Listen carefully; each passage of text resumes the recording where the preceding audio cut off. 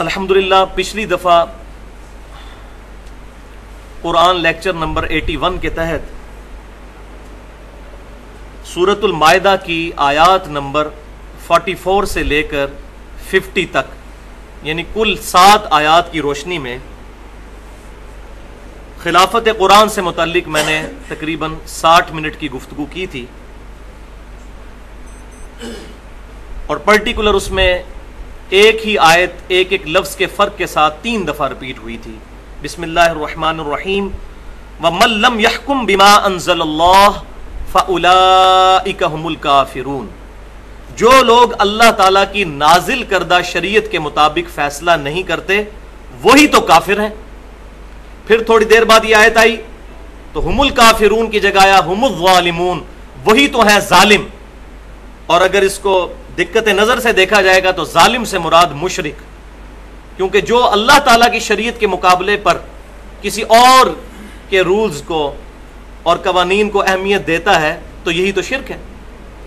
اور تیسری دفعہ پھر ریپیٹ ہوا ہم الفاسقون، ایسے ہی لوگ فاسق ہیں جو اللہ کی نازل کردہ شریعت کے مطابق فیصلہ نہیں کرتے۔ تو آج کا لیکچر جو ہے وہ پچھلے لیکچر کے فیڈ بیک کے حوالے سے ہے، کیونکہ جب پچھلی دفعہ لیکچر دیا تو لوگوں کی طرف سے مختلف قسم کی باتیں سامنے آئیں، تو میں چاہ رہا ہوں کہ آج کی ریکارڈنگ میں وہ باتیں بھی میں انشاءاللہ ایڈریس کر دوں۔ اور آج کا لیکچر جو ہے وہ 2 حصوں پر مشتمل ہوگا۔ پہلے حصے میں وہ 5 بڑی کیوریز ہیں جو پچھلے درس کے حوالے سے تھیں، لوگوں کے ذہنوں میں سوالات آئے، میں انشاءاللہ ان کو ایڈریس کروں گا۔ اور دوسرے حصے میں 5 صحیح احادیث کی روشنی میں امر بالمعروف و نہی عن المنکر کے حوالے سے ہمارا کیا سٹانس ہونا چاہیے اس کو انشاءاللہ میں بیان کروں گا۔ تو اللہ کا نام لے کر شروع کرتے ہیں۔ وہ 5 کیوریز، 5 بڑے پوائنٹس جو میں نے پچھلے درس کے حوالے سے خلافت قرآن اور انقلاب منہج نبوی صلی اللہ علیہ وسلم کے حوالے سے گفتگو کی تھی اس میں ڈسکس کرنے ہیں۔ ان میں سے پوائنٹ نمبر 1 یہ ہے کہ اللہ تعالیٰ کا نظام اس دنیا پر بغیر محنت کے قائم نہیں ہو سکتا، اس کے لیے جد و جہد کرنے کی کوشش کرنے کی ضرورت ہے۔ پلیٹ میں رکھ کر اللہ تبارک و تعالیٰ نے کامیابی ہمارے ہاتھ میں نہیں دینی۔ لیکن یہاں ساتھ ہی ساتھ یہ بات بھی یاد رکھیں کہ دنیا میں اسلام کے لیے کوشش کرتے ہوئے دنیاوی حکومت کا قائم ہو جانا یہ کامیابی کی دلیل نہیں ہے۔ ہو بھی سکتی ہے اگر باقی ساری چیزیں درست ہیں تو، ادروائز کسی بھی غلط طریقے سے حکومت پر قبضہ کر کے اسلام کو نافذ کیا گیا تو وہ وقتی اسلام ہوگا، اس کی قرآن و سنت میں کوئی گنجائش نہیں۔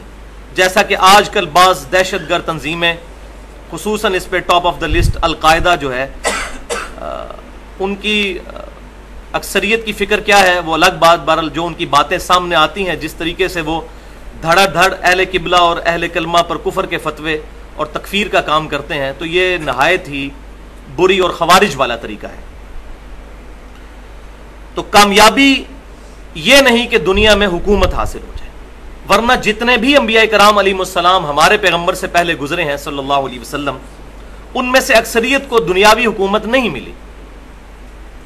مثال کے طور پر سیدنا نوح علیہ السلام، صرف 78 بندے آپ علیہ السلام پر ایمان لے کر آئے، باقیوں کو اللہ تعالیٰ نے غرق کر دیا، حکومت قائم نہیں ہوئی۔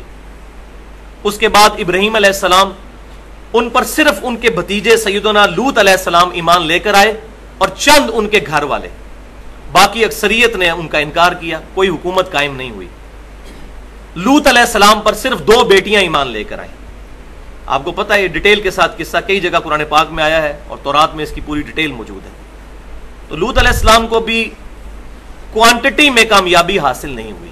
تو یہ جملہ یاد رکھیں کہ quantity is not authority in Islam, quality is authority. بہت زیادہ لوگوں کا اٹیچ ہو جانا یہ کامیابی کی دلیل نہیں ہے۔ کامیابی یہ ہے کہ بات سچی ہونی چاہیے چاہے چند لوگ ہوں، کیونکہ آج مسلمانوں میں ایسے مکتبہ فکر بھی ہیں جو یہ دعویٰ کرتے ہیں کہ ہم تعداد میں زیادہ ہیں، یہ ہمارے حق پہ ہونے کی نشانی ہے۔ تو حق پر ہونے کی نشانی اگر تعداد ہوتی تو آج 1.75 بلین کرسچنز جو مسلمانوں سے بھی زیادہ ہیں، 2.25 ارب، وہ حق پر ہوتے ہیں تعداد کے اعتبار سے، لیکن ان کے گمراہ ہونے میں ہمیں کوئی شک ہی نہیں ہے۔ ان کی اپنی کتابوں سے بھی، اولڈ ٹیسٹمنٹ اور نیو ٹیسٹمنٹ اور اس فائنل ٹیسٹمنٹ کی روشنی میں بھی ان کے عقائد اور نظریات وہ نہیں جو عیسیٰ علیہ السلام نے تعلیم فرمائے تھے۔ تو quantity is not authority, quality is authority. صحیح بخاری میں ایک حدیث ہے کہ قیامت والے دن بعض انبیاء کرام علیہم السلام اس حال میں آئیں گے کہ کسی کے ساتھ 4 امتی، کسی کے ساتھ 3، کسی کے ساتھ 2، کسی کے ساتھ 1 اور کسی کے ساتھ 1 بھی نہیں ہوگا، اکیلے آئیں گے، کوئی ایمان نہیں لایا ہوگا۔ تو کیا وہ انبیاء ناکام ہو گئے؟ نہیں، انبیاء کامیاب ہوئے، ان کی قومیں اور امتیں ناکام ہوئی ہیں۔ نبی کبھی ناکام نہیں ہوتا۔ دنیاوی حکومت اگر دلیل ہوتی تو ان انبیاء کو بھی حکومتیں ملتی۔ عیسیٰ علیہ السلام صرف 12 بندے ان پر ایمان لے کر آئے، ان کو اللہ تعالیٰ نے ان کی جان بچائی، ان کو زندہ اٹھایا۔ حکومت قائم ہونا تو بڑی دور کی بات تھی۔ تو اس بات کو سمجھ لیجئے۔ پوائنٹ نمبر 2، منہج انقلاب نبوی صلی اللہ علیہ وآلہ وسلم یہ ہمارے لیے آئیڈیل ہے، جو اللہ تعالیٰ نے ہمارے امام کائنات، سید الاولین والآخرین، شفیع المذنبین، رحمت للعالمین، سیدنا و مولانا امام اعظم محمد رسول اللہ صلی اللہ علیہ وسلم کو عطا فرمایا، اور ہمیں کیٹاگوریکل مینشن کر دیا، لقد کان لکم فی رسول اللہ اسوۃ حسنہ، بے شک رسول اللہ صلی اللہ علیہ وسلم کی زندگی میں تمہارے لیے بہترین نمونہ ہے۔ کوئی شارٹ کٹ اڈاپٹ نہیں کیا جائے گا نظام خلافت کو قائم کرنے کے لیے، اس منہج سے ہٹ کر جو آپ صلی اللہ علیہ وسلم نے تعلیم فرمایا، جو 3 بڑے بڑے سٹیپس پر مشتمل ہے، جو میں نے پچھلی دفعہ بیان کیے تھے ڈیٹیل کے ساتھ۔ اور اللہ تعالیٰ کا یہ وعدہ ہے، ہمیں ٹینشن لینے کی ضرورت نہیں، کوشش ضرور کریں گے، شارٹ کٹ کوئی نہ استعمال کریں، کہ قیامت سے پہلے ایک دفعہ پوری دنیا پر اسلام نے حکومت کرنی ہے۔ ابھی تک ایسا موقع نہیں آیا، لیکن قیامت سے پہلے سنن نبی داؤد میں صحیح سند کے ساتھ حدیث ہے، امام مہدی والے چیپٹر میں، جو متفقن علیہ ہے اہل سنت اور اہل تشیع کے ہاں۔ یہ حدیث صحیح سند کے ساتھ مسند امام احمد میں بھی موجود ہے کہ آپ صلی اللہ علیہ وسلم نے فرمایا، قیامت اس وقت تک قائم نہیں ہوگی جب تک میری اولاد میں سے، فاطمہ کی اولاد میں سے ایک شخص میرے ہی نام پر، محمد نام پر پیدا نہ ہو جائے اور پوری دنیا کو انصاف سے وہ بھر دے گا۔ اور اللہ تعالیٰ نے یہ وعدہ فرمایا قرآن پاک میں، بسم اللہ الرحمن الرحیم، کم از کم 3 دفعہ یہ آیت آئی ہے، تھوڑے تھوڑے فرق سے۔ سورہ الصف کی آیت نمبر 9، هو الذی ارسل رسولہ بالہدی ودین الحق لیظہرہ علی الدین کلہ ولو کرہ المشرکون۔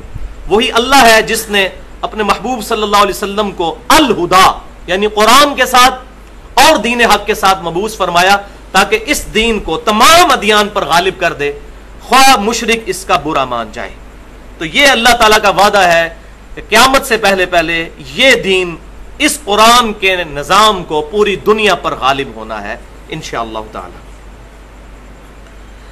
اس حوالے سے آج کے اس ماڈرن دور میں کس طریقے سے حکومت میں نظام خلافت قائم ہو، ہماری جو مختلف گورنمنٹس موجود ہیں، اس کے حوالے سے جس شخصیت نے سب سے زیادہ میں سمجھتا ہوں کہ انقلابی کام کیا ہے آج کے دور کے اعتبار سے، وہ ڈاکٹر اسرار احمد رحمۃ اللہ علیہ کی پرسنالٹی ہے۔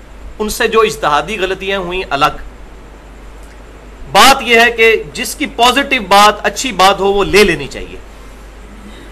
باقی دنیا میں کوئی انسان ایسا نہیں جس سے کوئی غلطی نہ ہو، انبیاء کرام علیہ السلام ہی معصوم ہے، لیکن یہ نہیں ہونا چاہیے کہ کسی سے اگر کوئی غلطی ہوئی تو اس غلطی کی وجہ سے اس کو 0 سے ملٹیپلائی کر دیا جائے، یہ ظلم نہیں کرنا چاہیے۔ تو ڈاکٹر اسرار صاحب کی 3 کتابیں ہیں جو نظام خلافت کے اعتبار سے بہت اہم ہیں ان کو پڑھنا۔ ان میں سے پہلی کتاب ہے مسلمانوں پر قرآن حکیم کے 5 حقوق، یہ لاکھوں کی تعداد میں چھپ چکی ہے اور مختلف زبانوں کے اندر۔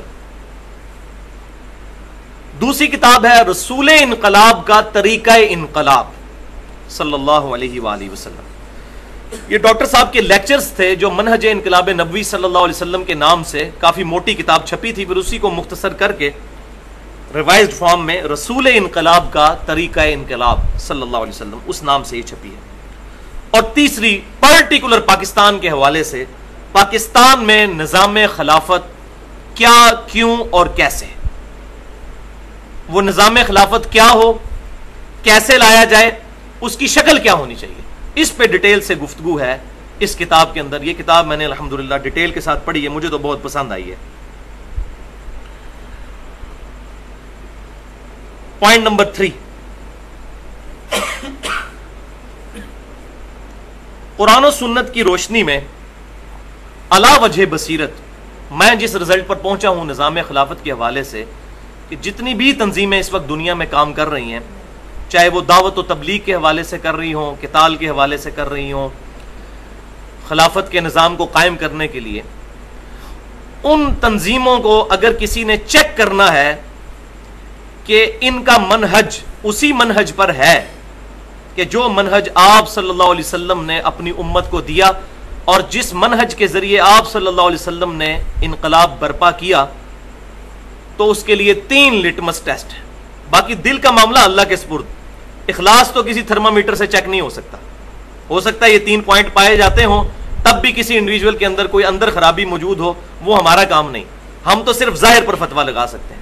باطن کا معاملہ اللہ کے سپرد، اللہ اپنے انبیاء کو وحی کے ذریعے بتا سکتا ہے، اس کے علاوہ کسی کو نہ کوئی کشف ہو سکتا ہے، نہ کوئی وحی نازل ہو سکتی ہے۔ یہ عقیدہ ختم نبوت کے خلاف ہے، میں اس پہ کافی دفعہ پہلے بھی گفتگو کر چکا ہوں۔ تو 3 لٹمس ٹیسٹ، ان میں سے پہلا لٹمس ٹیسٹ یہ ہے کہ وہی تنظیم خلافت کا نظام قائم کرنے کے لیے مخلص ہے اور صحیح منہج پر ہے، جس کی بنیاد اس کتاب پر ہو، لوگوں کو دعوت الی القرآن دے رہی ہو اور اسی کا راگ الاپ رہی ہو۔ دعوت الی القرآن، رجوع الی القرآن، قرآن کے ذریعے تذکیر، قرآن کے ذریعے تبشیر، قرآن کے ذریعے نصیحت، دعوت الی القرآن۔ اور سنت جو ہے وہ اسی میں داخل ہے، من یطع الرسول فقد اطاع اللہ، جس نے رسول اللہ صلی اللہ علیہ وسلم کا حکم مانا اس نے اللہ کا حکم مانا۔ اسی قرآن نے سنت کی طرف گائیڈ کیا ہے، لیکن سنت اور حدیث کی کتابیں ہماری ٹیکسٹ بک نہیں ہیں، وہ ریفرنس بکس ہیں۔ ہماری جو ٹیکسٹ بک ہے وہ یہ قرآن ہے۔ اس قرآن کا درس ہو، اسی کی دعوت ہو، اس کی ذیل میں جتنی حدیثیں مرضی بیان کی جائیں جو صحیح سند کے ساتھ آئی ہیں۔ تو یہ پہلا لٹمس ٹیسٹ ہے کہ دعوت الی القرآن ہونی چاہیے۔ اس حوالے سے 3 آیات بہت اہم ہیں، میں ضروری سمجھتا ہوں یہیں پر بیان کر دوں۔ بسم اللہ الرحمن الرحیم، سورۃ الانعام کی آیت نمبر 19، یہ پہلی آیت۔ وَأُوحِيَ إِلَيَّ هَذَا الْقُرْآنُ لِأُنذِرَكُم بِهِ وَمَن بَلَغَ۔ اے محبوب صلی اللہ علیہ وسلم آپ فرما دیجئے، اللہ نے مجھے قرآن اس لیے وحی کیا کہ اس قرآن کے ذریعے میں تمہیں بھی ڈر سناؤں، تبلیغ کر دوں، اور جس تک یہ کتاب پہنچ جائے وہ اس کتاب پر عمل کرے اور اسی کی لوگوں کو تبلیغ کرے۔ دعوت الی القرآن۔ دوسری آیت، نبی صلی اللہ علیہ وسلم کو کیٹاگوریکل حکم ہوا سورہ قاف کی آخری آیت میں، 45 نمبر آیت میں، فذکر بالقرآن من یخاف وعید۔ اے محبوب صلی اللہ علیہ وسلم اس قرآن کے ذریعے آپ دعوت و تبلیغ کیجئے ہر اس شخص کو جو اللہ کی دھمکی سے ڈرتا ہے۔ تو آپ صلی اللہ علیہ وسلم کو حکم تھا کہ اس کتاب کے ذریعے آپ نے نصیحت کرنی ہے۔ اور تیسری آیت جو میں سمجھتا ہوں اس پر ضربہ سلام ہے، جس پہ مسئلہ نمبر 2 کے نام سے میری کم از کم 1 گھنٹے کی گفتگو ہے، اور وہ ہے سورہ آل عمران کی آیت نمبر 164۔ بسم اللہ الرحمن الرحیم، لقد من اللہ علی المؤمنین اذ بعث فیہم رسولا من انفسہم یتلو علیہم آیاتہ ویزکیہم ویعلمہم الکتاب والحکمہ وان کانوا من قبل لفی ضلال مبین۔ بے شک اللہ کا احسان ہے مومنوں پر کہ انہی میں سے ایک رسول کو اٹھایا جو اللہ کی آیات ان پر تلاوت کرتے ہیں اور ان کا تزکیہ کرتے ہیں اور ان کو کتاب و حکمت کی تعلیم سکھاتے ہیں، اور بے شک اس کتاب کے آنے سے پہلے وہ لوگ کھلی گمراہی میں تھے۔ کون؟ صحابہ کرام علیہم رضوان، اس کتاب سے پہلے کھلی گمراہی میں تھے، اور ہم قرآن آنے کے بعد بھی کھلی گمراہی میں ہیں کیونکہ ہم قرآن نہیں پڑھتے۔ قرآن پڑھیں گے تو گمراہی سے بچ کر ہدایت کے راستے پر آئیں گے۔ تو یہ 3 آیات تھیں اس کانٹیکسٹ میں۔ یہاں پر یہ بھی نوٹ کر لیجئے کہ میرا ایک پورا ریسرچ پیپر ہے، ریسرچ پیپر نمبر 4 کے نام سے اہل سنت پاک .com پر امام الانبیاء کی دعوت قرآن صلی اللہ علیہ وآلہ وسلم، جس میں میں نے پورے قرآن کی دعوت کا خلاصہ 50 آیات کی روشنی میں بیان کیا ہے 10 سٹیپس میں، اور اسی کو پھر میں نے ایک لیکچر کے فارم میں بھی ریکارڈ کروایا ہے، امام الانبیاء کی دعوت قرآن صلی اللہ علیہ وسلم۔ 2 گھنٹے کی گفتگو ہے، اہل سنت پاک .com پر رکھی ہوئی ہے قرآن پاک کے حوالے سے۔ تو یہ میں 7 حوالے اس لیے دے رہا ہوں کہ آج اتنا ٹائم نہیں کہ اس کو ڈیٹیل سے ایڈریس کیا جائے۔ تو 2 پوائنٹ کون سے ہوئے کسی بھی تنظیم کو چیک کرنے کے؟ پہلے 2 پوائنٹ کہ وہ حق کے راستے پر ہے۔ پہلا پوائنٹ یہ ہے کہ وہ دعوت القرآن کر رہی ہو، قرآن کو بنیاد بنایا ہو، اسی کتاب کے ذریعے دعوت و تبلیغ کر رہی ہو، کسی مولوی کی لکھی ہوئی کتاب کے ذریعے نہیں۔ اور دوسرا لٹمس ٹیسٹ اس کو چیک کرنے کا وہ ہے قتال، کہ قتال پر وہ تنظیم بات کرتی ہو، قتال کی دعوت دیتی ہو، کیونکہ قتال از دا سمم بونم آف اسلام۔ ایمینول کانٹ کی فلسفی میں کسی بھی فلسفے کی جو سب سے اونچی اچھائی ہوتی ہے اس کو کہا جاتا ہے سمم بونم، ہائیسٹ گڈ۔ اسلام کا سمم بونم اس قرآن کی روح سے ہے قتال، جو نہی عن المنکر کا سب سے اونچا درجہ ہے، کہ کوئی شخص اپنے دین کو اتنا سچا سمجھے کہ اس کے لیے اپنی جان دینے کے لیے تیار ہو جائے۔ اس پہ ڈیٹیل سے گفتگو ہو سکتی ہے، آج موضوع نہیں ہے، اس پہ میری پوری گفتگو ہے مسئلہ نمبر 25 کے نام سے 40 منٹ کی اہل سنت پاک .com پر، قتال کی اہمیت اور مسلمانوں کی اور اہل قبلہ کی تکفیر کی مذمت، کیونکہ اس میں بھی 2 ایکسٹریم پائی جاتی ہیں۔ کچھ لوگ قتال کی اہمیت دلاتے ہوئے وہ جو آیات صحابہ کرام علیہ رضوان کے زمانے میں نازل ہوئی تھی ان کو پڑھ کے آج کے مسلمانوں کو منافق ڈکلیئر کرتے ہیں، تو وہ بھی غلط ٹریک پہ ہیں۔ اس میں درمیان کا راستہ کیا ہونا چاہیے میں نے اس کے اندر ڈیٹیل کے ساتھ بیان کیا۔ تو یہ دوسرا لٹمس ٹیسٹ ہوا اس تنظیم کا۔ اور تیسرا لٹمس ٹیسٹ یہ میرے جیسا منصف مزاج بندہ ہی بیان کر سکتا ہے، میں کوئی اپنے تکبر کی بات نہیں کر رہا، کیونکہ میں نے بھی پہلے اسی طریقے سے مار کھائی ہے، کہ وہ تنظیم جو ہے وہ ہونی چاہیے جس کو کربلا اور فکر حسین کی سمجھ ہو۔ اس میں آ کے انشاءاللہ تعالی اکثر تنظیمیں ویسے ہی فارغ ہو جائیں گے۔ جس کو سیدنا حسین کی سمجھ نہیں آئی نا اور وہ بات کرتا ہے خلافت کی، تو وہ اپنے دعوے میں 100% جھوٹا ہے۔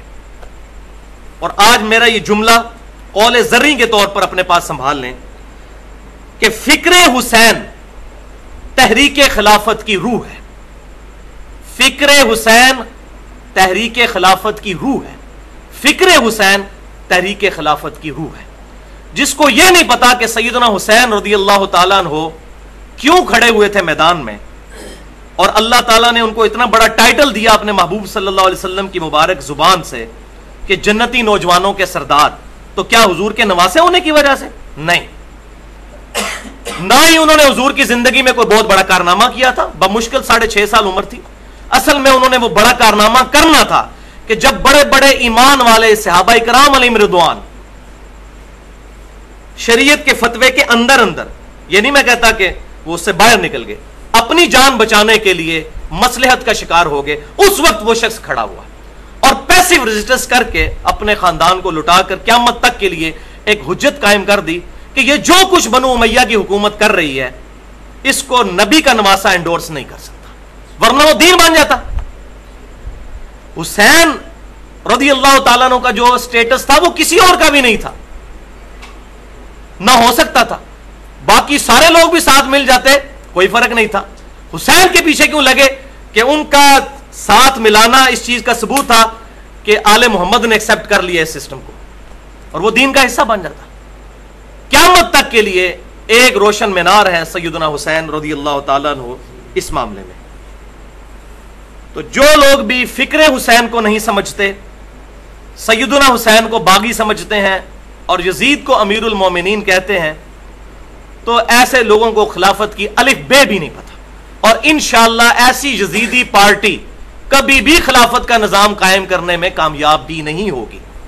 یہ حسینی منہج والے لوگ ہیں جو خلافت کا نظام قائم کریں گے، کیونکہ آخری خلافت جو پوری دنیا پر علی منہاج النبوہ قائم ہونی ہے وہ سیدنا حسین کی اولاد میں سے ہوں گے، امام محمد مہدی رضی اللہ تعالیٰ جنہوں نے قائم کرنی ہے۔ اسی پر میرا وہ ایکسکلوسیو، بلکہ میں اس کے لیے بولتا ہوں ایکسپلوسیو لیکچر حسینیت اور یزیدیت کا تحقیقی جائزہ، جس سے ایک دفعہ پوری دنیا کے اندر خصوصاً اہل سنت کے ایوانوں میں زلزلے آئے ہیں کہ ہمارے علماء نے ہم سے حق باتیں چھپا کر رکھی ہوئی تھی اور پردہ ڈالا ہوا تھا چند لوگوں کو بچانے کی خاطر، اسلام کا جنازہ نکال دیا، لیکن جی وہ چند شخصیات کے نام بیچ میں آتے ہیں۔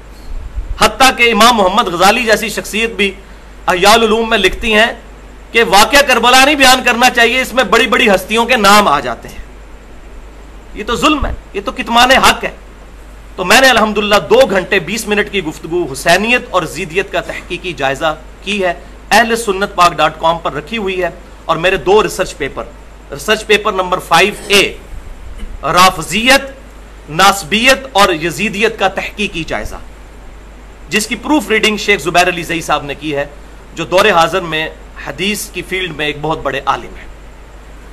اور دوسرا ریسرچ پیپر 5B کے نام سے، یہ بھی اہل سنت پاک.com پر رکھے ہوئے ہیں، وہ ہے واقعہ کربلا کی اسلامی تاریخ 40 صحیح احادیث کی روشنی میں، اور یہ تمام احادیث اہل سنت کی کتابوں میں سے ہیں، جن میں سے اکثر احادیث بخاری اور مسلم سے ہیں۔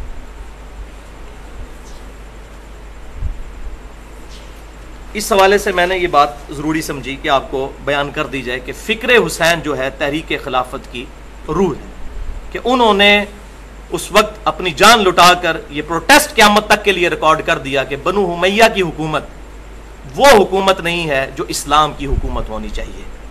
اور الحمدللہ یہ احادیث میں اس کی بشارتیں موجود ہیں کہ آپ صلی اللہ علیہ وسلم نے کلیئر کٹ فرما دیا تھا مسند امام احمد میں، جامعہ ترمذی میں، سنن ابی داؤد میں، کہ میرے بعد خلافت 30 سال تک رہے گی، اس کے بعد کاٹ کھانے والی ملوکیت کا دور ہوگا، پھر جابر حکمران آئیں گے، اور پھر خلافت علی منہاج النبوہ آئے گی۔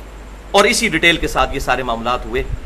جابر حکمرانوں کا دور جو ہے وہ تقریباً آ کر اب ختم ہونا شروع ہوا ہے، جب سے مسلمانوں کو آزادی نصیب ہوئی ہے کلونین پاورز کے جانے کے بعد، اور انشاءاللہ تعالی اب نشت ثانیہ اسلام کی جو ہے اس کا آغاز ہو چکا ہے۔ پوائنٹ نمبر 4، 14 اور 15 محرم الحرام 1433 ہجری کی درمیانی رات 10 دسمبر 2011 کو میں نے جب یہ لیکچر دیا تھا حسینیت اور یزیدیت کا تحقیقی جائزہ، 2 گھنٹے اور 20 منٹ کی گفتگو، اس کے بعد پوری دنیا سے مجھے phone calls, e mails receive ہوئیں اور لوگوں نے ڈسکشن کی اور اپریشیٹ کیا الحمدللہ۔ 99.9% لوگوں نے جو نیوٹرل تھے، باقی جن کے مفادات پر زد پڑی تو وہ آپ کو پتا ہے کہ وہ سینگ پھنسانے والا چکر، ایک آدھ کے علاوہ سب لوگوں نے اس کو پسند کیا الحمدللہ، کتاب و سنت کے منہج پہ چلنے والے لوگوں نے۔ تو اس میں کچھ لوگوں نے مجھے یہ بھی کہا کہ شاید آپ نے یہ جو لیکچر دیا ہے یہ مولانا مودودی رحمۃ اللہ علیہ کی کتاب خلافت اور ملوکیت پڑھ کر دیا ہے۔ تو میں آج آپ کے سامنے یہ بات بالکل ڈسکلوز کر دوں کہ اللہ کی قسم اس لیکچر دینے سے پہلے میں نے یہ کتاب کا ایک صفحہ بھی نہیں پڑھا ہوا تھا، نہ مجھے اس کتاب کا ایز سچ کوئی تعارف تھا۔ یہ الحمدللہ میں نے کتاب و سنت سے تحقیق کر کے نظریے کو سامنے رکھا تھا۔ یہ تو مجھے بعد میں پتا چلا کہ مولانا مودودی نے ایک کتاب لکھی ہے خلافت اور ملوکیت، تو وہ کتاب میں نے پھر اپنے لیکچر کے بھی تقریباً 6 مہینے کے بعد جون 2012 میں پڑھی ہے۔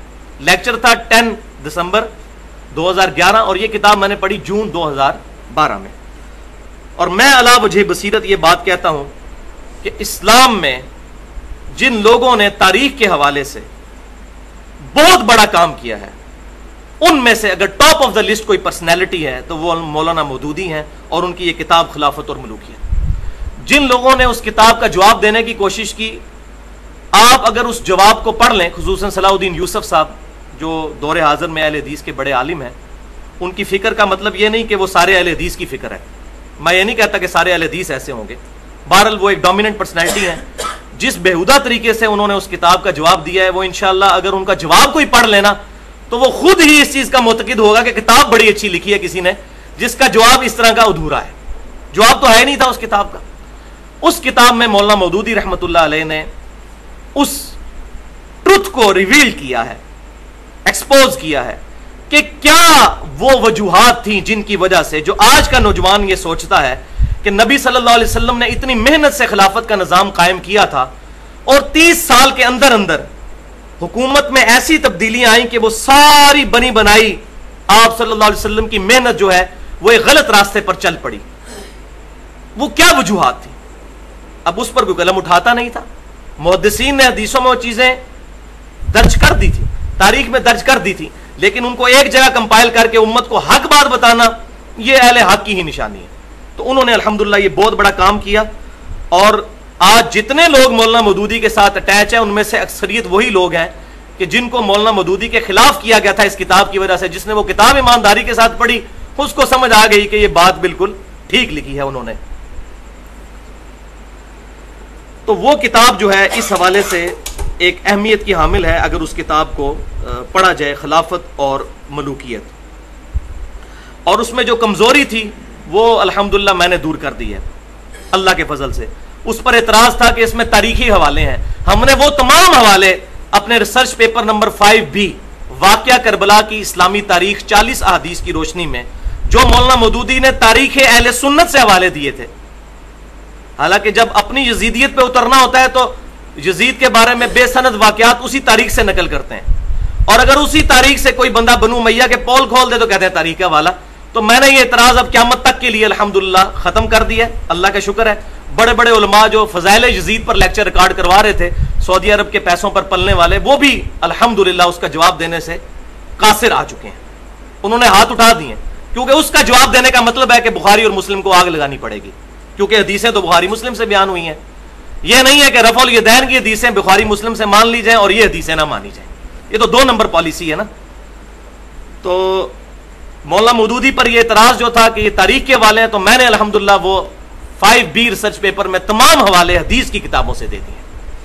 اب اگر کسی نے اس کو ماننا ہے تو ٹھیک, جس نے نہیں ماننا تو پھر اپنے آپ کو ڈکلیئر کرے کہ میں منکرین حدیث ہوں. یہ نہیں ہے کہ چند حدیثیں لیں, منکرین حدیث اپنے آپ کو ڈکلیئر کریں. پوائنٹ نمبر 5,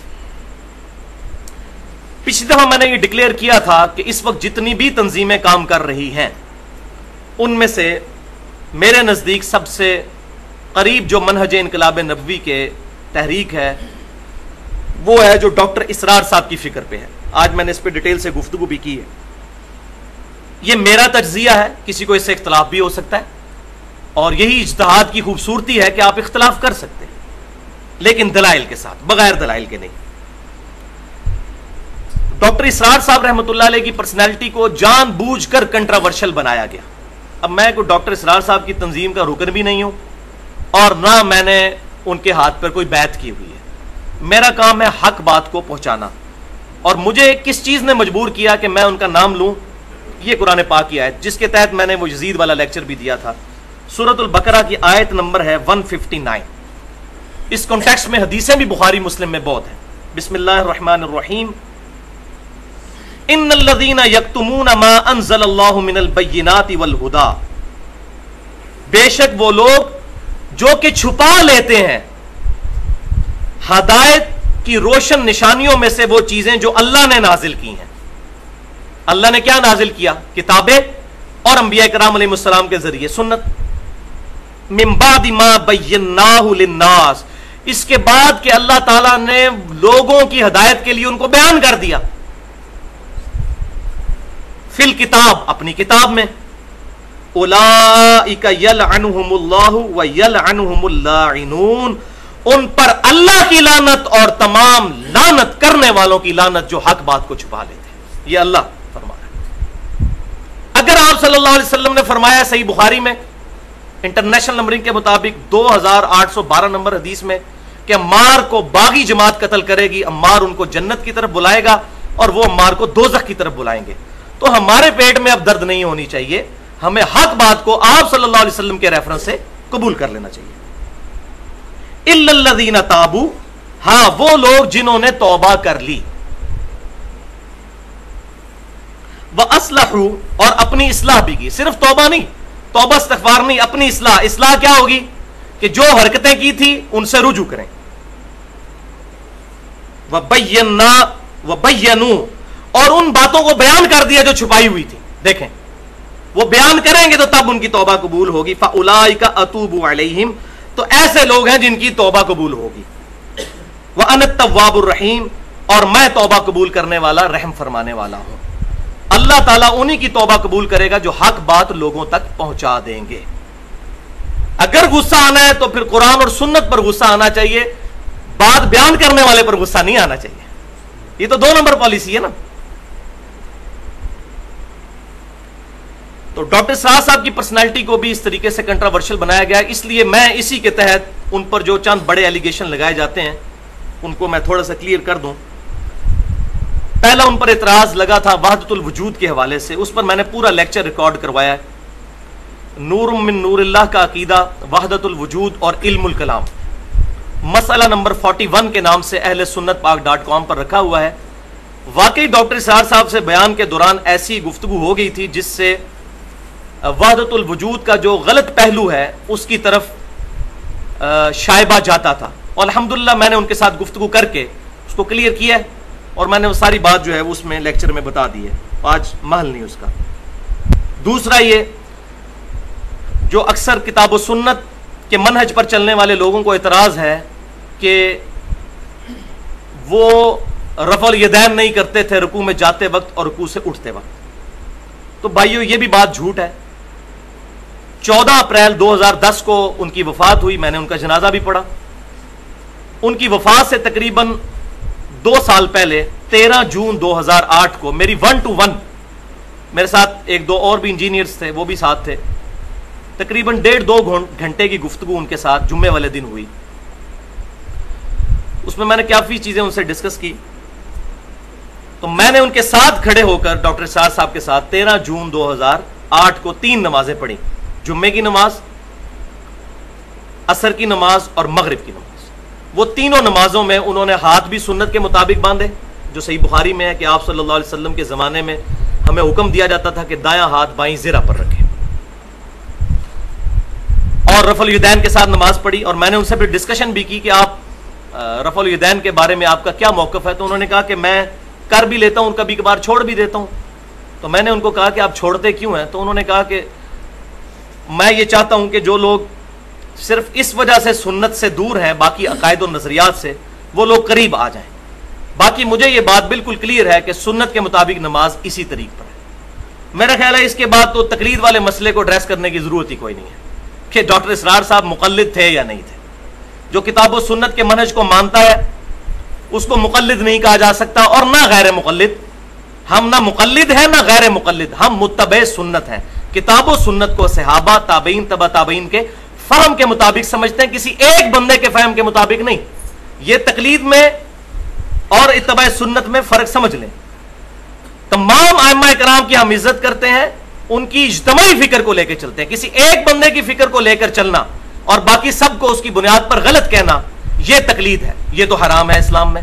البتہ صحابہ، تابعین، تبع تابعین، ان کے منہج کو لینا اور جو رائے غالب ہو، اکثریت جس کے ساتھ ہو، اس کو ماننا، یہ ہے اتباع سنت کا جذبہ. اس پر میری پوری گفتگو ہے. مسئلہ نمبر 11 کے نام سے تقلید اور پہلے 300 سال کے مسلمانوں کے اسلاف، کہ پہلے 300 سال میں تقلید کی کیا شرعی حیثیت تھی جو آج بگڑی ہوئی شکل میں ہمارے سامنے آ چکی ہے. اسی طریقے سے ڈاکٹر اسرار صاحب پر اہل تشیع کی طرف سے یہ الزام لگایا گیا کہ وہ ناسبی تھے. معاذ اللہ. میں نے جتنی محبت علی ڈاکٹر اسرار صاحب میں دیکھی ہے بہت کم لوگوں میں، بلکہ انہوں نے اپنی زندگی میں چند ایک کتابیں لکھی ہیں. ان میں سے ایک کتاب سیدنا علی رضی اللہ تعالیٰ عنہ کے بارے میں ہے، مسیل عیسیٰ کے نام سے، کہ سیدنا علی کی مثال اس امت میں عیسیٰ علیہ السلام کی مثل ہے، کہ یہودیوں نے ان کا مکمل طور پر انکار کر کے کافر ہو گئے اور عیسائیوں نے مانا اور ماننے میں غلو کیا. تو یہاں بھی ایک طرف رافضی ہیں کہ جنہوں نے ان کو ماننے میں غلو کر کے صحابہ کرام پر، سیدنا ابوبکر، عمر و عثمان اور سیدہ عائشہ پر لان تان شروع کر دی. یہ دوسری ایکسٹریم کو نکل گئے. اسی طریقے سے سیدنا معاویہ پر بھی لان تان کرنا کوئی جائز نہیں ہے، ان کی غلطیاں اپنے جگہ، لیکن اس کی بنیاد پر کسی بھی صحابی پر لان تان کرنا یا اس کو گالی دینا یہ حرام ہے. غلطی کا بیان حرام نہیں ہے، وہ پورا قرآن بھرا ہوا ہے. سورہ یوسف میں حضرت یوسف کے بھائیوں کی غلطیاں اللہ نے بتائی ہیں جو 2 نبیوں کے صحابی ہیں. حضرت یوسف علیہ السلام کے بھائی صحابی اور حضرت یعقوب علیہ السلام کے بیٹے صحابی، 2 رشتے سے وہ صحابی تھے، پیغمبر کے بیٹے تھے. لیکن اس کی بنیاد پر آج ان پر لان تان کرنا جائز نہیں ہے. تو مسیل عیسیٰ انہوں نے کتاب لکھی سیدنا علی کے بارے میں، اور الحمدللہ پاکستان میں نظام خلافت کیا، کیوں اور کیسے، اس کتاب میں بھی ڈاکٹر اسرار صاحب نے بالکل واضح طور پر لکھا کہ سیدنا معاویہ رضی اللہ تعالیٰ عنہ کا جو سٹانس تھا سیدنا علی کی خلافت کے خلاف وہ بالکل غلط تھا، اور بلکہ انہوں نے تو یہاں تک لکھ دیا کہ یہ ایک قبائلی تعصب کا نتیجہ تھا، خلافت جو ہے وہ سیدنا علی کا ہی حق تھا اور وہی خلیفہ راشد ہیں، ایک قبائلی گروہ تھا جنہوں نے سیدنا معاویہ کو حضرت علی کے مقابلے پر کھڑا کیا۔ یہ ڈاکٹر اسرار صاحب نے لکھا ہے۔ اس سے بڑی ان کی سیدنا علی سے محبت کیا ہو سکتی ہے؟ باقی رہا مسئلہ وہ سیدنا علی کے بارے میں جو انہوں نے حدیث بیان کی تھی، وہ حدیث جو بیان کی وہ شراب والا واقعہ، اس کا رد بھی کیا ڈاکٹر طاہر القادری صاحب نے ڈاکٹر اسرار صاحب کا کہ جی انہوں نے یہ کر دیا، گستاخی کر دی، یہ کر دی۔ بھائیو، حق کا تقاضا یہ تھا کہ ڈاکٹر طاہر القادری صاحب میدان عمل میں علمی طریقے پر اترتے اور سنن ابی داؤد کی اصول محدثین پر جو صحیح روایت ڈاکٹر اسرار صاحب نے بیان کی، وہ شراب والے واقعے میں سیدنا علی کے انٹرنیشنل نمبرنگ کے مطابق 3671 3671 اس حدیث کو اصول محدثین پر ضعیف ثابت کرتے۔ اب ڈاکٹر طاہر القادری صاحب کو یہ بات تو پتا تھی، چونکہ وہ رافضیوں کو خوش کرنا چاہتے تھے، تو ڈاکٹر اسرار صاحب کے خلاف کھڑے ہوئے اور کہا جی یہ جو حدیث ڈاکٹر اسرار نے بیان کی ہے اس کی جو سب سے مضبوط سند ہے وہ المستدرک للحاکم میں ہے، اور وہ بھی ضعیف ہے، اس میں تو چند ناسبی راوی ہیں، حالانکہ روایت سنن ابی داؤد میں موجود ہے۔ اور یہی روایت امام احمد بریلوی صاحب کے جو خلیفہ ہیں انہوں نے کنز الایمان کی جو شرح تھی خزائن العرفان، مفتی نعیم الدین مراد آبادی جو پیر کرم شاہ صاحب کے استاد ہیں، انہوں نے بھی یہ واقعہ لکھا ہے۔ انہوں نے ہوشیاری یہ کیا کہ حضرت علی کا نام نہیں لکھا، اس لیے وہ بچ گئے، باقی انہوں نے لکھا ہے کہ واقعہ اس طرح ہے۔ اب ٹھیک ہے، اس پہ بحث ہو سکتی ہے، کوئی بندہ اصول محدثین پر اگر اس روایت کو ضعیف ثابت کر دیتا تو ٹھیک ہے، میدان عمل میں اترے تو روایت کو ضعیف ثابت کرے، لیکن اگر روایت صحیح ہے تو پھر یہ نہیں ہونا چاہیے کہ حق سے اناد کیا جائے کہ جو اپنے مطلب کی حدیثیں ہیں وہ مان لی جائیں اور جو اپنے خلاف جاری ہیں ان کا انکار کر دیا جائے۔ اور ویسے بھی وہ روایت کوئی سچ ایسی بھی نہیں کہ جس کی وجہ سے سیدنا علی کی حرمت پر کوئی اثر آتا ہو، وہ تو واضح موجود ہے کہ حرمت شراب سے پہلے کا وہ واقعہ۔ تو بہرحال میری اس میں رائے یہ ہے کہ اگر کسی نے اختلاف کرنا ہے تو علمی طریقے سے کرے، دو نمبری کے ساتھ نہ کرے۔ اسی طریقے سے ڈاکٹر اسرار صاحب پر یزیدیت کا الزام لگایا گیا، یہ بھی 100% غلط ہے، اور بلکہ مجھے حیرانگی ہوتی ہے اہل تشیع کے اوپر کہ وہ ڈاکٹر اسرار صاحب کے جانی دشمن اور ذاتی دشمن بن چکے ہیں، صرف اپنے مولویوں کی پٹی پڑھانے کی وجہ سے، اور عجیب و غریب یوٹیوب کے اوپر ویڈیوز جو ہے وہ کہیں جو ہے وہ کتے کی شکل بنائی ہوئی ہے اور وہ بھونکتا ہوا دکھایا اور ڈاکٹر اسرار صاحب کی شکل آگے لگائی ہوئی ہے۔ یہ علمی طریقہ ہے کسی کی غلطی نکالنے کا، اور خود پڑھتے نہیں ہیں کہ ڈاکٹر اسرار صاحب نے پورا ایک لیکچر دیا ہے ARY ڈیجیٹل کے تھرو جو یوٹیوب پہ رکھا ہوا ہے، شہادت حسین، 1 گھنٹے کا، آف دا وے جا کے انہوں نے حضرت حسین کو سپورٹ کیا، آف دا وے جا کے۔ ایک تو ہوتا ہے نا بالکل وے پر، آف دا وے جا کے، اور انہوں نے بالکل وہ مانگے دول یہ بات کی کہ سیدنا حسن کی صلح کے بعد خلافت راشدہ ختم، ملوکیت شروع ہے، اوپر والی اسلام کے جو منارہ تھا اس میں سے ایک حصہ غائب ہوا اور دوسرا حصہ اس وقت غائب ہوا جبکہ یزید بن معاویہ جو ہے وہ حکومت پر چڑھ گیا۔ یہاں تک ڈاکٹر اسرار صاحب نے لکھا، پھر حضرت حسین کو سپورٹ کیا۔ تو یہ اس بات کا ثبوت ہے کہ حضرت حسین رضی اللہ تعالیٰ عنہ کی فکر ان کو سمجھ تھی، ادروائز کبھی بھی حضرت حسین کو سپورٹ نہ کرتے۔ اسی لیے میں سمجھتا ہوں کہ خلافت کے حوالے سے جو ان کی کوششیں ہیں وہ تینوں لٹمس ٹیسٹ جو میرے نزدیک ہیں، آپ اختلاف بھی کر سکتے ہیں، ان پر پورا اترتی ہے۔ تو میرے جیسا بندہ جو کہ اہل بیت سے محبت کرنے والا ہے، صحابہ کرام علیہم رضوان سے محبت کرنے والا ہے، نہ تو ہم رافضیوں کی طرح صحابہ کرام پر لان تان کرتے ہیں، نہ ان کو گالی گلوچ دیتے ہیں۔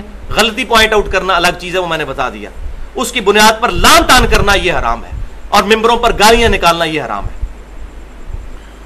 اور نہ ہم اس طرح ہے کہ ہم اہل بیت کی محبت میں غلو کرتے ہوئے غلط چیزیں، غلط عقائد ان کے ساتھ منسوب کر دیں کہ اب سیدنا علی کی محبت کا تقاضا اگر کوئی یہ سمجھتا ہے، صحیح مسلم میں حدیث ہے انٹرنیشنل نمبرنگ کے مطابق کتاب الایمان چیپٹر میں 240 نمبر حدیث ہے، علی سے محبت نہیں کرے گا مگر مؤمن، علی سے بغض نہیں رکھے گا مگر منافق۔ اب اگر کوئی اس حدیث کے تحت یا علی مدد کہنا شروع کر دیتا ہے تو علی کا دشمن ہے، سیدنا علی کی محبت کا تقاضا یہ نہیں ہے کہ سیدنا علی کو مشکل کشا مان کر ان کی عبادت شروع کر دی جائے، کیونکہ ایاک نعبد و ایاک نستعین، عبادت صرف اللہ کی اور دعا صرف اللہ سے۔ دعا کیا ہوتا ہے؟ غائب میں مدد کے لیے پکارنا، تو غائب میں مدد کے لیے پکارنا یہ اللہ کے ساتھ خاص ہے۔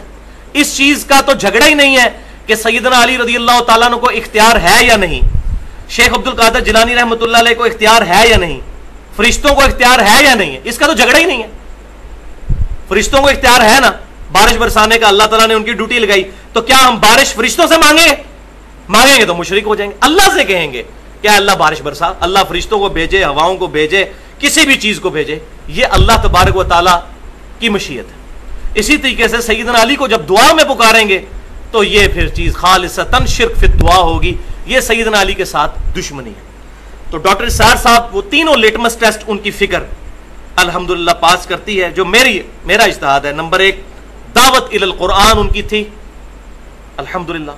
نمبر 2 قتال پر جتنا زیادہ زور وہ دیتے تھے، ایک تو وہ قتال وہ ہے نا جو عام طور پہ مشہور ہو چکا ہوا ہے، جس کی بنیاد پر ایک بالکل ڈیویشن والا راستہ اختیار کر لیا گیا، اور نمبر 3 فکر حسین ان کو بالکل کلیئر تھی رضی اللہ تعالیٰ۔ اب میں ایک جملہ بولنے لگا ہوں، شاید آپ کو برا لگے کسی کو، لیکن اگر علی وجہ بصیرت سنیں گے تو یہ بات غلط نہیں۔ جو لوگ بھی آج کے دور میں لوگوں کو ڈاکٹر اسرار صاحب سے متنفر کرواتے ہیں، میرے نزدیک وہ قرآن کے ساتھ دشمنی کر رہے ہیں، میرے نزدیک، یہ میرا اجتہاد ہے، کیونکہ میں نے ساری بڑی بڑی تفسیریں پڑھی ہیں، تفسیر تبری ہو، ابن کثیر ہو یا اور تفاسیر، اور ڈاکٹر اسرار صاحب کے وہ 108 گھنٹے میں بیان القرآن جو انہوں نے پورے قرآن کی تفسیر 1998 میں ریکارڈ کروائی، وہ میں نے سنی ہے ویڈیو لیکچرز میں۔ میں علی وجہ بصیرت کہتا ہوں اتنا بڑا کام شاید ہی امت میں کسی کے حصے میں آیا ہو، اور میرے نزدیک دور حاضر میں 3 پرسنالٹیز ایسی ہیں کہ جنہوں نے قرآن کے حوالے سے وہ خدمت کی ہے جو پچھلے 1000 سال میں دکھانا شاید ناممکن ہو۔ نمبر 1 ڈاکٹر اقبال، جنہوں نے فکر پیدا کی قرآن کی، قرآن میں ہو غوطۂ زن اے مرد مسلمان، اور کیا ہو میں ڈیٹیل سے بیان کرتا ہوں، ڈاکٹر اسرار صاحب کا پورا لیکچر بھی ہے قرآن اور اقبال، یوٹیوب پہ رکھا ہے، وہ کبھی سنیں آپ۔ دوسری پرسنالٹی جن کو ڈاکٹر اقبال ہی نے اپنی زندگی میں پوائنٹ آؤٹ کر دیا تھا کہ یہ بندہ امت کو لیڈ کرنے کی، اگر کوئی پوری دنیا میں اس وقت کوئی بندہ مسلمانوں کو لیڈ کر سکتا ہے انٹلیکچوئل لیول پر، الازہر یونیورسٹی میں بھی انہوں نے خط لکھے، ادھر سے بھی ان کو کوئی بندہ اس لیول کا نظر نہیں آیا، اور وہ دوسری پرسنالٹی ہے مولانا مودودی رحمت اللہ علیہ، اور پھر ان کے شاگرد ڈاکٹر اسرار صاحب۔ یہ 3 پرسنالٹی، یہ میرا اجتہاد ہے، کسی کو بھی حق ہے اس کے ساتھ اختلاف کر سکتا ہے، لیکن میں یہ سمجھتا ہوں کہ مولویوں نے صرف اپنی روٹیوں کے چکر میں ایسے لوگ جو دین کو آج کے پڑھے لکھے لوگوں کے تک پہنچا سکتے تھے، ان کے اور آج کے پڑھے لکھے لوگوں کے درمیان کمیونیکیشن گیپ نہیں ہے، باتوں کو سمجھتے ہیں۔ اب مولویوں کو بیچاروں کو کیا پتا جیولوجی کیا ہے، ایسٹرونومی کیا ہے، ایمبریولوجی کیا ہے، اور قرآن میں 1000 سے زیادہ آیات سائنٹیفک فیکٹس کے اوپر ہیں، اور آج میں دیکھ رہا ہوتا ہوں کئی بار سوال ایسے ٹی وی پہ نوجوان کر رہے ہوتے ہیں جو میرا خیال ہے مولوی سمجھ بھی نہیں سکتے، جواب دینا تو بڑی دور کی بات ہے۔ تو ایک اللہ ماشاء اللہ اچھے لوگ بھی موجود ہیں، لیکن اکثریت جو ہے وہ اسی طریقے سے ہے۔ بہرحال اس حوالے سے ڈاکٹر اسرار صاحب کی جو فکر ہے، اسی طریقے سے دوسرے نمبر پہ اگر میں سمجھتا ہوں کوئی فکر تھوڑی سی ڈیویشن کے ساتھ، وہ جماعت اسلامی کی فکر ہے کہ جو کتاب و سنت کے اس منہج کے قریب ترین ہے، جس طریقے پر کام ہونا چاہیے۔ باقی کمزوریاں اپنی جگہ، کمزوریوں کو ہمیشہ ذہن میں رکھیں، کسی سے بھی کوئی غلطی ہو سکتی ہے، غلطیوں سے کوئی بندہ مبرہ نہیں ہے، لیکن اوورآل منہج کو دیکھنا کہ دعوت الی القرآن، قتال کی لوگوں کو ترغیب دلانا، اور اسی طریقے سے خلافت کو فکر حسین کے اعتبار سے سمجھنا کہ خلافت کیوں نظام اس کا ضروری ہے، یہ الحمدللہ چیزیں ان کو سمجھتی، ان دونوں پرسنالٹیز کو، ڈاکٹر اسرار اور مولانا مودودی۔ اور یہاں پر میں ایک تلخ جملہ بھی بول دوں، اتنے زیادہ تعریفی جملوں کے بعد اگر میرے منہ سے اب ڈاکٹر اسرار یا مولانا مودودی کے بارے میں کوئی سخت بات نکل جائے تو کسی کو اس کو بھی نیگیٹو نہیں لینا چاہیے، کہ اس میں کوئی شک نہیں ہے کہ مولانا مودودی اور ڈاکٹر اسرار یہ دونوں پرسنالٹیز غلو کے درجے تک اہل تشیع کے خلاف تھے، اور بعض اوقات ان سے زیادتی بھی ہو جاتی ہے اس مسئلے میں، لیکن اس کے باوجود اتنے منصف مزاج وہ لوگ تھے کہ اہل تشیع سے ان کا جتنا بھی اختلاف، اور جس کو پنجابی میں کہتے ہیں ویر، اس کے باوجود جب سیدنا حسین کی باری آئی ہے یا خلافت راشدہ کی باری آئی ہے، پھر انہوں نے حق بات بیان کی ہے، اس میں لحاظ کوئی نہیں کیا۔ یہ ان کے منصف مزاج ہونے کی بھی نشانی ہے۔ تو ایسے اینٹی شیعہ لوگوں سے اگر حق بات اس طریقے سے نکلے، ان کو تو چاہیے تھا کہ اینٹی شیعہ ہوتے ہوئے غلو میں جاتے تو یزید کو صحیح کہہ دیتے، حسین کو باغی کہہ دیتے، لیکن نہیں، منصف مزاج تھے، حق کو سمجھنے والے تھے۔ یہ میں نے دونوں چیزیں اس حوالے سے بیان کر دیں۔ اب ہمارے تقریباً 12-13 منٹ رہ گئے ہیں، تو وہ میں 4 حدیثیں بھی بیان کر دوں۔ ایک دفعہ دروشی پڑھ لیجئے، اللہم صلی علی محمد وعلی آل محمد کما صلیت علی ابراہیم وعلی آل ابراہیم انک حمید مجید، اللہم بارک علی محمد وعلی آل محمد کما بارکت علی ابراہیم وعلی آل ابراہیم انک حمید مجید۔ بھائیو، نہی عن المنکر، پہلے میں نے اس کا نام لیا، امر بالمعروف بہت چھوٹی چیز ہے اس کے مقابلے میں، امر بالمعروف بہت لوگ کر رہے ہیں۔ نہی عن المنکر یہ اسلام میں سب سے اعلیٰ ترین درجہ ہے نیکی کا، نماز روزہ ان تمام چیزوں سے بڑھ کے، اور اسی کی اعلیٰ ترین وہ شکل ہے جو قتال ہے، جو میں نے کہا قتال از دا سمم بونم آف اسلام۔ قتال دراصل ہے کیا ہے؟ نہی عن المنکر، بالید، ہاتھ کے ساتھ برائی کو روکنا، یہ قتال ہے۔ لیکن قتال آخری سیڑھی ہے، پہلی سیڑھی نہیں ہے۔ پہلے ہی آخری سیڑھی پر کوئی جم مارنے کی کوشش کرے اور پچھلے سٹیپس اس نے کور نہ کیے ہوں، تو ایسے بندے کے بارے میں آپ کیا، وہ ہوا میں ہی تیر چلانے والا ہوگا۔ صحیح بخاری اور مسلم کی متفقن علیہ حدیث ہے، یہاں پر میں بیان کر دوں شروع میں ہی، کہ سیدنا علی کو جب نبی صلی اللہ علیہ وسلم نے غزوہ خیبر کے موقع پر بھیجا، تو آپ صلی اللہ علیہ وسلم نے ایک نصیحت فرمائی، فرمایا اے علی، جب جانا تو ان کو دعوت دینا، یہ نہیں ہے پھڑکا دو فلاں کو، اڑا دو فلاں کو، خودکش حملے کر کے اتنے بندے مار دو، نہیں، یہ نہیں، فرمایا دعوت دینا۔ اے علی، تیری وجہ سے اگر ایک شخص کو بھی ہدایت مل گئی تو تیرے لیے سرخ اونٹوں سے بہتر ہوگا۔ اور یہ غزوہ خیبر کوئی عام غزوہ نہیں ہے، کتنے ہفتے گزر چکے ہیں مسلمانوں کو فتح نصیب نہیں ہو رہی۔ اس وقت تو حضور کا غصہ عروج پہ ہونا چاہیے تھا، جلال عروج پہ ہونا چاہیے تھا، اس جلال کے باوجود دعوت و تبلیغ آپ صلی اللہ علیہ وسلم نے اس موقع پر بھی اس کا دامن نہیں چھوڑا، اور فرمایا علی پہلے دعوت دینا، اگر تیری وجہ سے ہدایت مل گئی کسی کو، تیرے لیے سر اونٹوں سے بہتر ہے، پوری نسل سنور جائے گی۔ کہ تال کے میدان میں بھی پہلے دعوت ہے۔ سورہ الفرقان آیت نمبر 52، فَلَا تُطِعِ الْكَافِرِينَ وَجَاهِدْهُمْ بِهِ جِهَادًا كَبِيرًا، اے محبوب صلی اللہ علیہ وسلم کافروں کی باتوں کی پرواہ مت کیجئے، اور اس کتاب کے ذریعے ان سے بڑا جہاد کیجئے۔ اسی کتاب سے تزکیہ نفس ہوگا، اور پھر اعلیٰ ترین درجہ قتال کا بھی ہوگا۔ نہی عن المنکر کے حوالے سے قرآن پاک میں اہم ترین آیت سورہ آل عمران کی آیت نمبر 110 ہے۔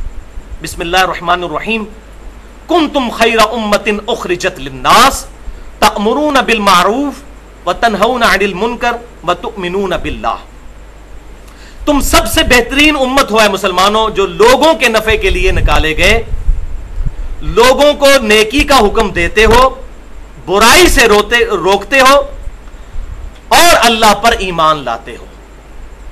ترتیب بڑی انٹلیکچوئل ہے، نیکی کا حکم دیتے ہو، برائی سے روکتے ہو، اور اللہ پر ایمان لاتے ہو، حالانکہ اللہ پر ایمان لانا پہلے ہونا چاہیے۔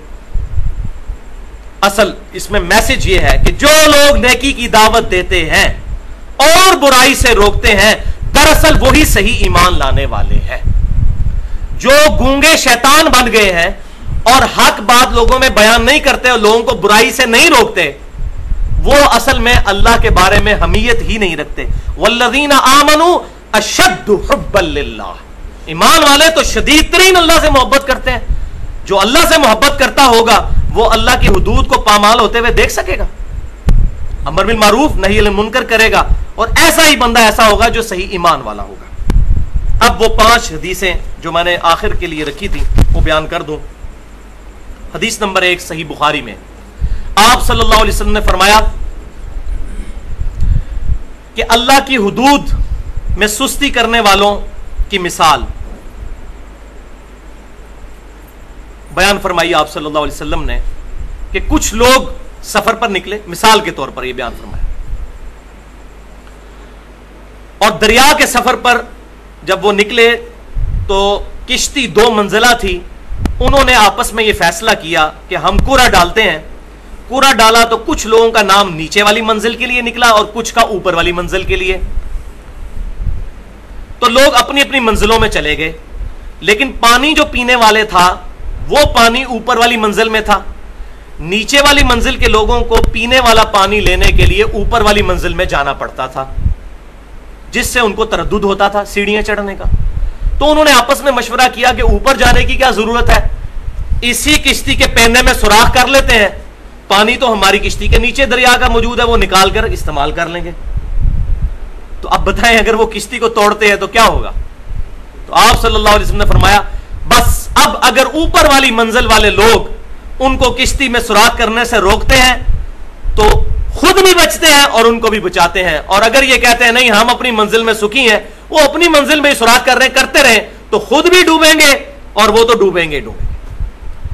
تو جو امر بالمعروف و نہی عن المنکر نہیں کرتے، لوگوں کو نیکی کا حکم اور برائی سے نہیں روکتے، اور یہ بھی دیکھیں اس میں مثال اصل میں نہی عن المنکر کی ہے کہ اس برائی سے روکا جا رہا ہے، تو خود بھی ڈوبیں گے، ہم تو ڈوبے ہیں صنم تجھے بھی لے ڈوبیں گے، وہ والا معاملہ ہو جائے گا۔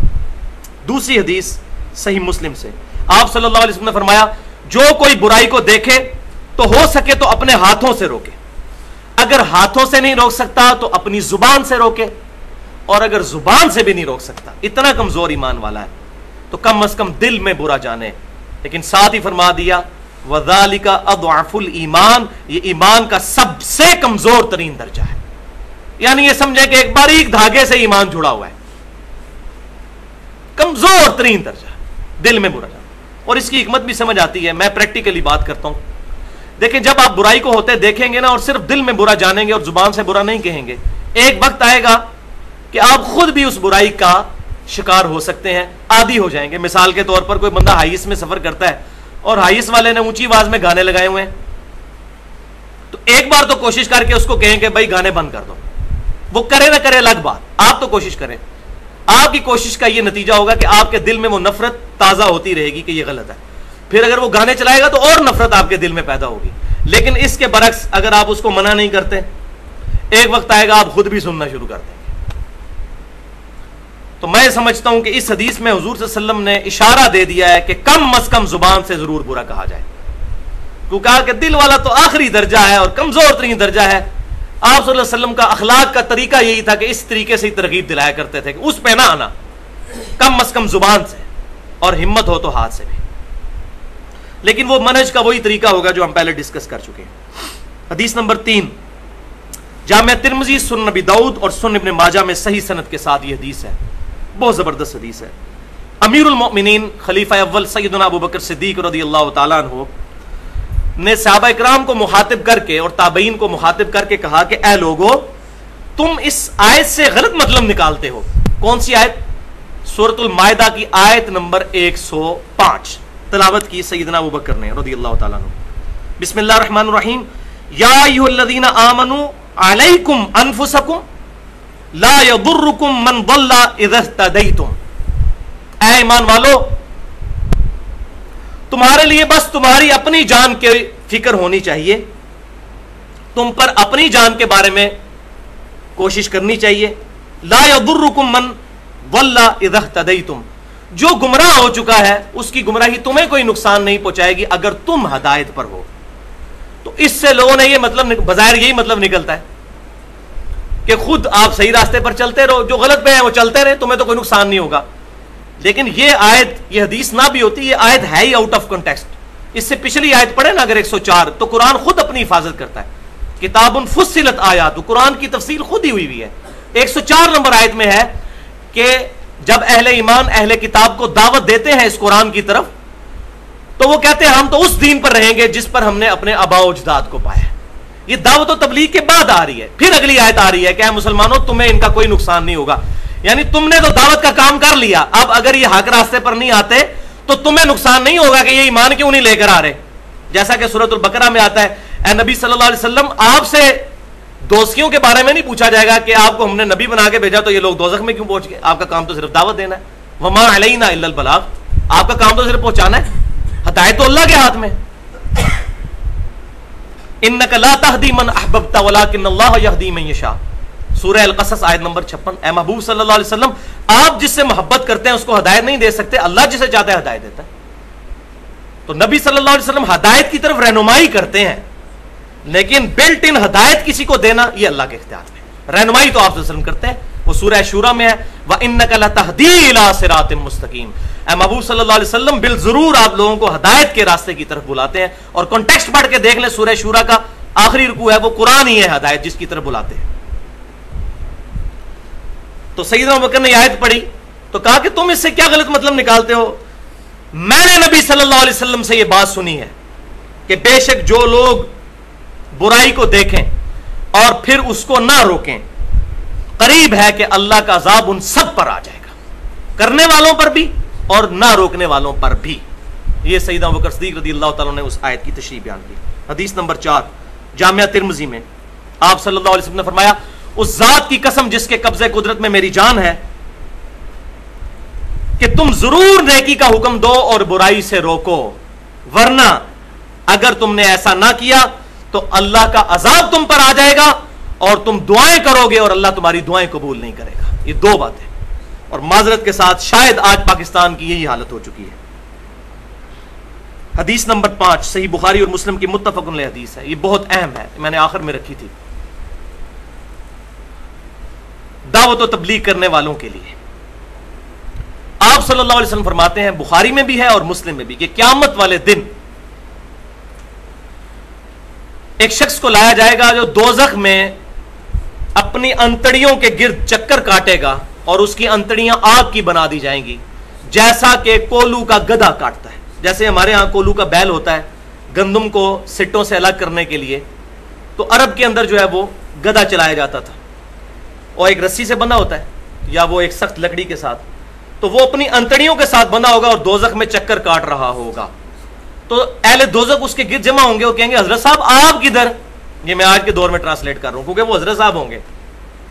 آپ تو ہمیں دنیا میں نیکی کی دعوت دیتے تھے اور برائی سے روکتے تھے, اور آپ خود دوزخ میں. تو کہیں گے کہ افسوس کہ میں لوگوں کو تو نیکی کا حکم دیا کرتا تھا اور برائی سے روکا کرتا تھا, لیکن خود اس میں ہی مبتلا تھا, جس طرح آج تک کرتے ہیں لوگ. دیندار طبقے میں یہ بہت بات پائی جاتی ہے, اس کی وجہ سے عام لوگ جو دیندار سے متنفر ہیں, داڑھی بھی رکھی ہوئی ہے, نمازیں بھی پڑھ رہے ہیں, اور رزق حلال نہیں ہے, رزق چل رہا ہے سود کے اوپر, تبلیغ بھی ہو رہی ہے, سارے کام ہو رہے ہیں, رزق حرام ہے, باقی معاملات بھی خراب ہیں, اخلاق بھی نہیں ہے, حقوق العباد کا بھی خیال نہیں ہے, چند ایک ظواہر کا نام دین رکھ دیا ہوا ہے. تو یہ خصوصاً جو نیکی کی دعوت دینے والے لوگ ہیں, مجھے بھی, آپ کو بھی, سب کو اس آئینے میں اپنی شکل دیکھنی چاہیے. معاذ اللہ کہیں ہمارے ساتھ ایسا معاملہ نہ ہو جائے, ایسا معاملہ نہ ہو جائے کہ ہم اس میں شکار ہو جائیں, کہ خود اس پر عمل کر رہے نہ ہو اور لوگوں کو اس کی طرف بلا رہے ہوں. اسی لیے سورہ صف میں آیا, اے ایمان والو لما تقولون ما لا تفعلون, وہ بات کیوں کہتے ہو جو خود نہیں کرتے. اور ساتھ ہی فرما دیا کہ اللہ کے نزدیک یہ سب سے بڑا جرم ہے کہ تم وہ کہو جو کرتے نہیں ہو. اسی لیے قرآن پاک میں سورہ حامیم السجدہ میں آیا, بسم اللہ الرحمن الرحیم, وَمَنْ أَحْسَنُ قَوْلًا مِّمَّنْ دَعَا إِلَى اللَّهِ وَعَمِلَ صَالِحًا وَقَالَ إِنَّنِي مِنَ الْمُسْلِمِينَ. اس سے بڑھ کر کس کی بات اچھی ہو سکتی ہے جو لوگوں کو اللہ کی طرف بلائے.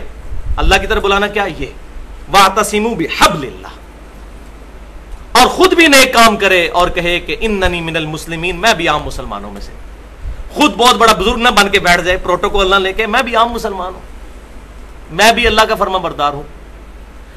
تو یہ ایک میرا جملہ یاد رکھیں, اگر دائی خود عمل نہیں کرے گا تو دعوت و تبلیغ الٹا بدنامی بن جائے گی. اسی لیے اللہ تعالیٰ نے فرمایا کہ لوگوں کو اللہ کی طرف بلائے, خود بھی نیک اعمال کرے اور پھر بھی اپنے آپ کو ایک عام مسلمان کہے.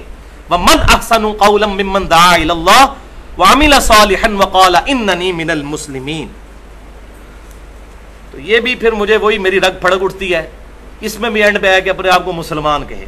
کوئی نہیں آیا بھائیو اپنے آپ کو بریلوی, دیوبندی, اہل حدیث یا اہل تشیع کہے، یہی کہے کہ میں عام مسلمان ہوں، اسلام کی دعوت لے کر چلے۔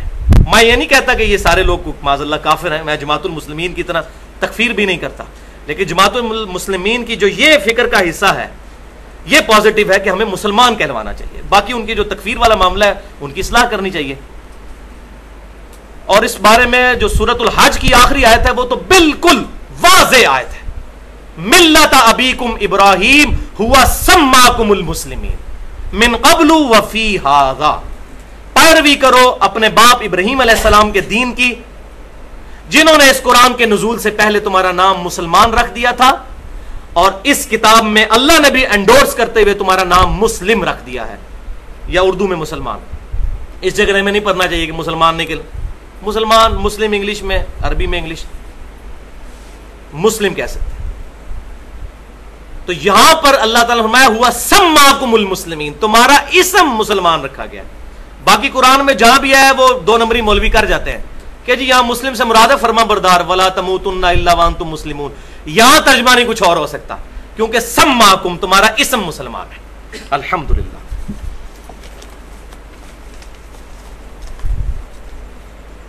اب کنکلوڈنگ 3 منٹ میں وہ بات کر دوں کہ بھائیو سورۃ العصر میں اللہ تعالیٰ نے ہدایت کا ڈیٹم لیول کے طور پر 4 شرائط بیان کی ہیں۔ ویسے امر بالمعروف و نہی عن المنکر پہ مسئلہ نمبر 24 کے نام سے بھی اہل سنت پاک .com پر میری تقریباً 25 منٹ کی گفتگو رکھی ہوئی ہے، وہ بھی سن سکتے ہیں، لیکن یہاں سورۃ العصر کے حوالے سے یہ بات کلیئر کر لیں کہ کامیابی کے لیے کم از کم 4 شرائط ہیں۔ والعصر ان الانسان لفی خسر، زمانہ اس بات پر گواہ ہے کہ انسانیت ہے ہی خسارے میں۔ زمانہ کیوں گواہ ہے؟ زمانے نے وہ وقت دیکھا ہے کہ صرف 78 بندے نوح علیہ السلام پر ایمان لائے، باقی سب غرق ہو گئے، انسانیت خسارے میں ہی ہے۔ زمانے نے وہ وقت بھی دیکھا کہ لوط علیہ السلام پر 2 بیٹیاں اسلام لے کر آئیں، باقی ساری قوم ہلاک ہوئی۔ زمانہ یہ دیکھتا آ رہا ہے، زمانہ گواہ ہے اس بات پر کہ انسانیت ایز اے ہول خسارے میں ہی چلتی آ رہی ہے، لیکن سارے نہیں، کم از کم جس میں یہ 4 شرطیں پائی جاتی ہوں، الا الذین آمنوا، ہاں مگر جو ایمان لے آئے، وعملوا الصالحات، اور نیک اعمال اختیار کیے۔ بس یہاں تک ہی ملا کی دوڑ مسجد تک، یہی 2 باتیں ہوتی ہیں، یہ 50% ہے، اور اسلام ٹوٹل پیکج ہے۔ یہ بولین الجبرا والی بات ہے، 0 یا 1 ہے، یا اسلام پورا لینا ہے یا پورا چھوڑ دیں، یہ نہیں ہے کہ اپنی مرضی کا اسلام لے لینا ہے۔ یہ 4 شرطیں کم از کم ہے خسارے سے نکلنے کے لیے، یہ کوئی بزرگی یا ولایت کا درجہ نہیں ہے، کم از کم۔ الا الذین آمنوا وعملوا الصالحات، تیسری شرط وتواصوا بالحق، وصیت کرتے رہنا ہے حق بات کی۔ حق کیا ہے؟ یہ میں اپنی طرف سے نہیں کہہ رہا، یہ قرآن حق ہے۔